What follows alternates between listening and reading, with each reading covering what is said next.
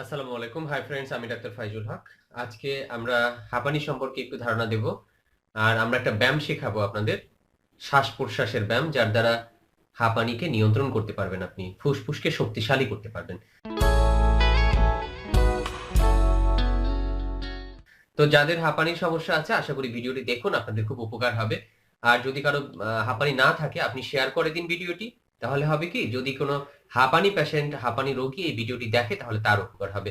হাঁপানি একটি খুব কষ্টকর ব্যাধি। মনে হয় বুকটা চেপে ধরে আছে, শ্বাস নিতে পারছে না, এই মুহূর্তে মারা যাবে। হ্যাঁ, সাধারণত রাতে বেশি হয়, ভোর রাতের দিক বেশি হয়, ঘুমাতে পারে না। একটা অস্বস্তিকর এবং চরম বেদনাদায়ক একটা রোগ। যার হয় সে বোঝে, আসলে মনে হয় বুকের উপর একটা বড় পাথর চাপা দেওয়া আছে। অনেকগুলো কারণে হয়। এর ভিতরে অ্যালার্জিটা খুব বেশি, অ্যালার্জির কারণে বেশি। ফুড অ্যালার্জি হতে পারে, কোল্ড অ্যালার্জি হতে পারে, ডাস্ট অ্যালার্জি হতে পারে।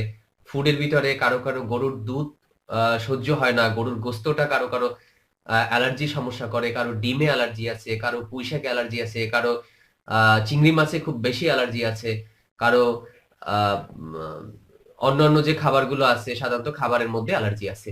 তো যে খাবারে অ্যালার্জি আছে, আমাদের উচিত হবে যে অ্যালার্জি জনিত খাবার, যাদের এই অ্যাজমাটা আছে, অ্যালার্জি জনিত খাবার একবারে বাদ দিয়ে দেয়া।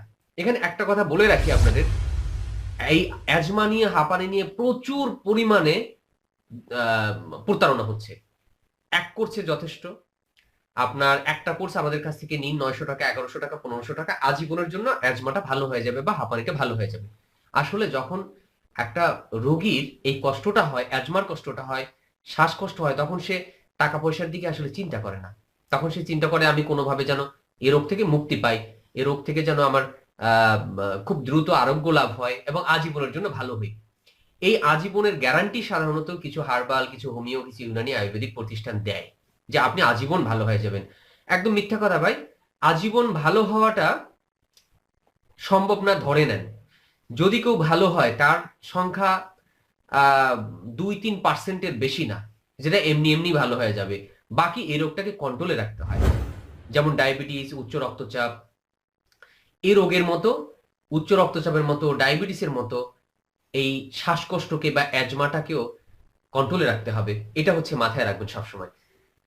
ঠান্ডার জন্য আমরা যেভাবে খাবারের কথা বললাম, এরকমের ঠান্ডার জন্য কিন্তু শ্বাসকষ্ট বাড়ে। বর্তমান যে সিজনটা আছে, এই সিজনটা হচ্ছে শীতের সিজন, তো এই ঠান্ডা আবহাওয়াটাও অনেকের জন্য শ্বাসকষ্টের কারণ হয়ে যায়। অনেকের ধুলাবালি সহ্য করতে পারে না, অনেকের মশার কয়েলের সমস্যা হয়। মোট কথা হচ্ছে যে কারণগুলো আগে খুঁজে বের করা। অনেকের বাসায় বিভিন্ন পোষা প্রাণী আছে, পোষা প্রাণীর দ্বারা এগুলো হয়। কারো ধুলাবালির মধ্যে মাইট নামে একটা জীবাণু থাকে। এই মাইটের কারণে অনেকের অ্যালার্জি হয় এবং শ্বাসকষ্ট হয়, শ্বাসনালী সংকুচিত হয়, তার শ্বাস করতে কষ্ট হয়।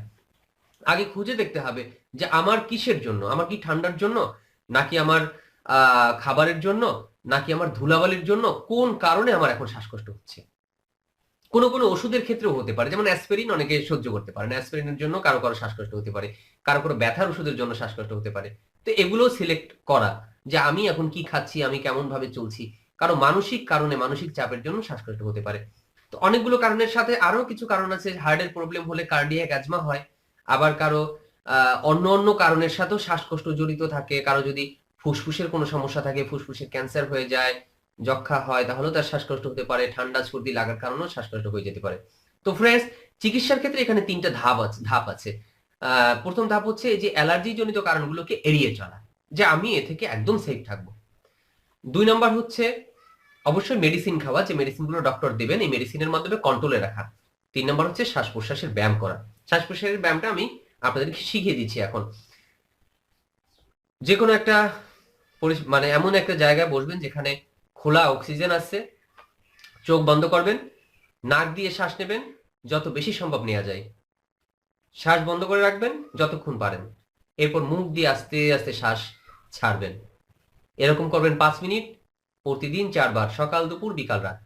আশা করি বুঝতে পারছেন। চোখ বন্ধ করবেন, নাক দিয়ে শ্বাস নেবেন যতক্ষণ পারেন। বুক ফুলিয়ে শ্বাস নিচ্ছেন আপনি, থেমে থাকুন যতক্ষণ পারেন।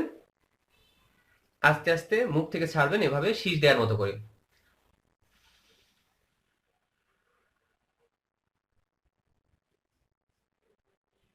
খুব যেভাবে নেবেন তার চেয়ে আস্তে আস্তে ছাড়বেন। এটা হচ্ছে একটা ব্যায়াম। এই ব্যায়ামের দ্বারা শ্বাসকষ্টকে আস্তে আস্তে শ্বাসকষ্ট নিয়ন্ত্রণ হয়।